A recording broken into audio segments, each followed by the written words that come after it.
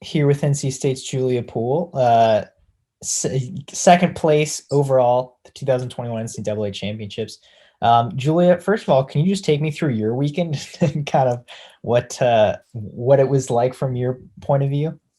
Yeah, so obviously I was really excited going into this meet, not having it last year. So we kind of like, we were just ready to go. And my biggest goal was to top 8 final in the 200 IM, which I did. And then after that, we just were rolling. To watch everyone get their national titles was like incredible. I know last night I was back up at the hotel, and just like watching everyone get titles was like, it just was like normal. Like it felt, I don't even know how to describe it, but it like this is supposed to happen for us. So it was just really fun watching everyone just interact with one another, and we really just had fun the whole weekend, and that's all I could have asked for. I mean, and so you were a part of a national title yourself in that 400 medley relay. Can you describe, you had a huge lead heading into your leg. Can you talk a little bit about just what it was like going into that leg, and now that you've got to sit with that for a couple of days, what it means? Yeah. So before that relay, I was like really not nervous. I knew that I was going to be set up well by the 3 ladies ahead of me, and I got on the block. And I was like, wow, like I could be a national champion. And I did it all for my team. I laid it all on the line for them.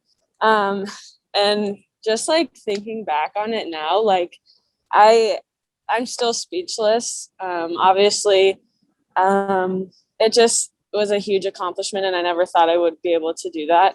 So to be a part of that was super special, and it'll be something that I remember forever.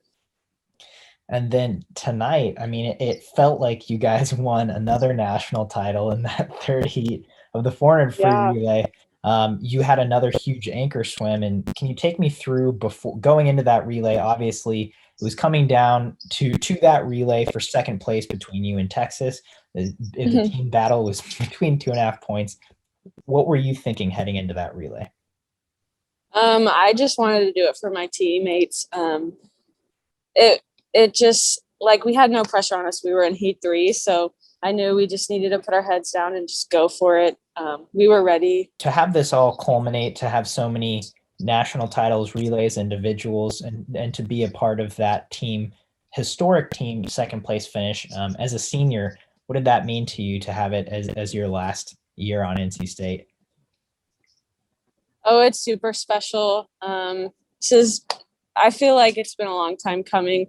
The alumni set us up really well, and it just goes to show that hard work and having fun really pays off. And I don't know, I kind of think of us as the underdogs, and so to just like, we were all talking about it, we all feel like we won. Like we're on top of the world right now, and we're so happy we did it for our teammates back home, the alumni, and everyone else watching us.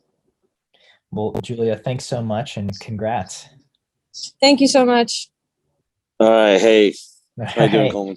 I'm good. How are you doing? Doing well, doing well. Just sitting on my couch, you know. Sitting on the bus.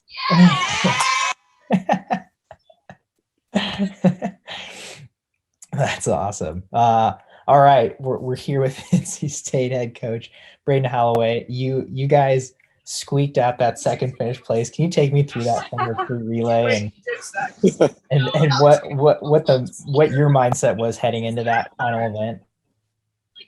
Well, a couple of years, not last year obviously, but the year before that, we got beat by half a point. And I didn't have, there was one of our young ladies on the team that couldn't swim anymore. And so I made some decisions this week to make sure that we had our best relay possible on the last day. And lo and behold, it mattered. So I knew we were going to be faster because we had 3 new legs on it. Obviously, we didn't know what Texas was going to do, and we didn't know what other teams were going to do. Obviously, I think we needed to have like someone between us. But again, you can't control what everyone else does, of course. But I knew that we would be pretty good. and felt really confident. So I think it was more of let's post a time and let's see what happens. Yeah, and then I mean, backing it up a little, NC State won their first ever women's relay title. Then they won their second one. You know, you had a handful of individual titles this weekend.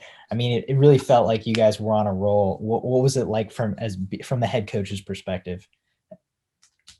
Well, I think that first one that happened, I actually felt like I pulled a muscle in my stomach. I was actually in pain for like 30 minutes.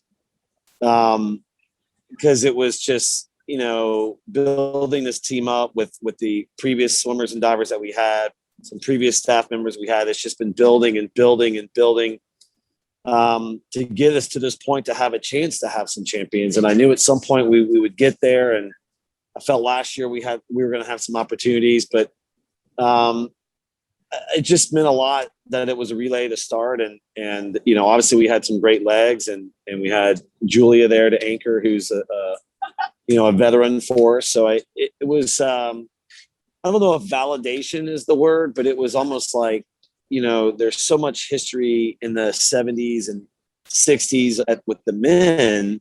They've had champions before, and the women have never had any, they had a diving champion in 2009, but it was just almost like we did it, you know, and it was for so many people, not just those four, you know, or NC State now, but it was for so many people that have gone through this program. And so it was pretty special. And, you know, you mentioned some previous staff that have helped build this program. And obviously one of the more recent previous staff members is Todd DeSorbo, who's now the head coach at Virginia. And, you know, you guys not only made school history for your respective programs, but you also made ACC history, the first team title out of the ACC and the first runner-up finish for the ACC with you guys.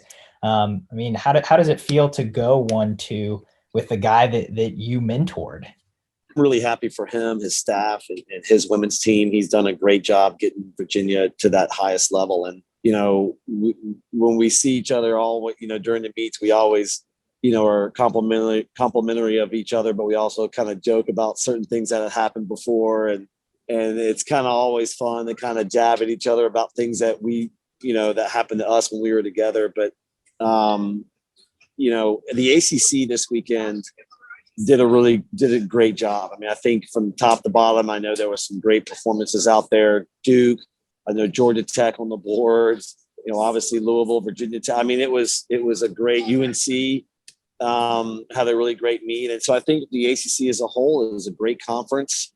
It's a competitive conference and we bring out the best in each other. And it was great to see everyone perform so well here at the championships.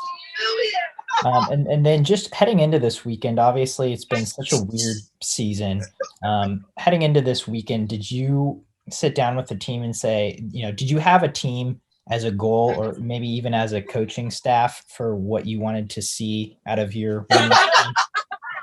We didn't really need to go over it very much because of last year. The goal last year was to have a champion or a relay champion or any champion.